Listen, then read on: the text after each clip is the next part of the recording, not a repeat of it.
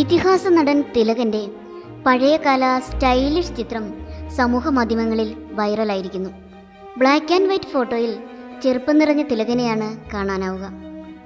അച്ഛൻ ആർമിയിൽ ജോലി നോക്കിയിരുന്നപ്പോൾ എടുത്തതാണ് ഈ ചിത്രമെന്ന് തിലകന്റെ മകനും പ്രശസ്ത നടനുമായ ഷമ്മി തിലകനും പറയുകയുണ്ടായി. കൈകൾ അലക്ഷ്യമായി പോക്കറ്റിൽ വെച്ചിരിക്കുന്നു. അലസമായി മുകളിലേക്ക് നോക്കി പോസ്റ്റ് ചെയ്യുന്ന തിലകൻ ഹോളിവുഡ് കഥാപാത്രമായ വോൾവറിനെയാണ് അനുസ്മരിപ്പിക്കുന്നത് എന്നാണ് പ്രേക്ഷകർ അഭിപ്രായപ്പെടുന്നത്. 1962 ഈ ചിത്രമെടുക്കുന്നത്. ഇപ്പോൾ ഈ ചിത്രമെടുത്തിട്ട് 62 വർഷം.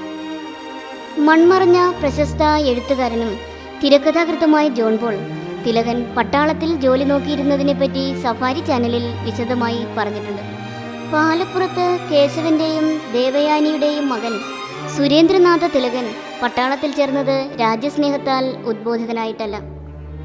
മാതാപിതാക്കളെ ആശ്രയിക്കാതെ അവരുടെ അപ്രീതി വേണ്ടുവോളം കൊയ്തെടുത്ത ധിക്കാരിയായ ആ ചെറുപ്പക്കാരൻ സ്വയം പര്യാപ്തത തേടി നടത്തിയ യാത്രയുടെ ഒരു പാദമെന്ന നിലയിലാണ് പട്ടാളത്തിൽ എത്തിച്ചേർന്നത്.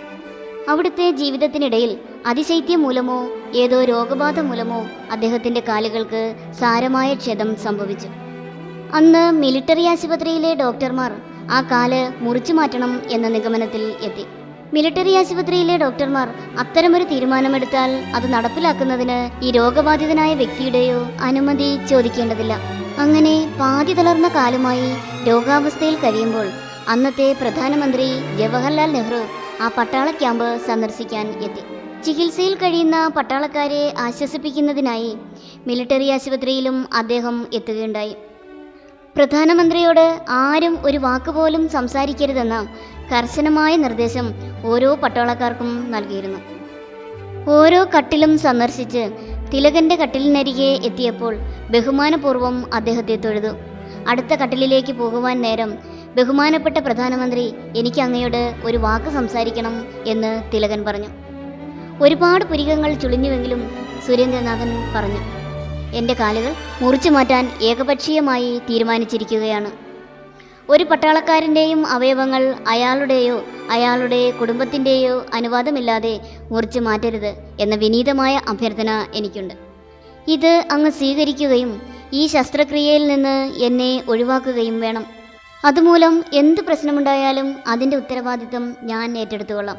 ഒരു നിമിഷം ഈ തൻ്റേടിയായ ചെറുപ്പക്കാരനെ സാഹൂതം നോക്കിക്കൊണ്ട് ജവഹർലാൽ നെഹ്റു കടന്നുപോയി.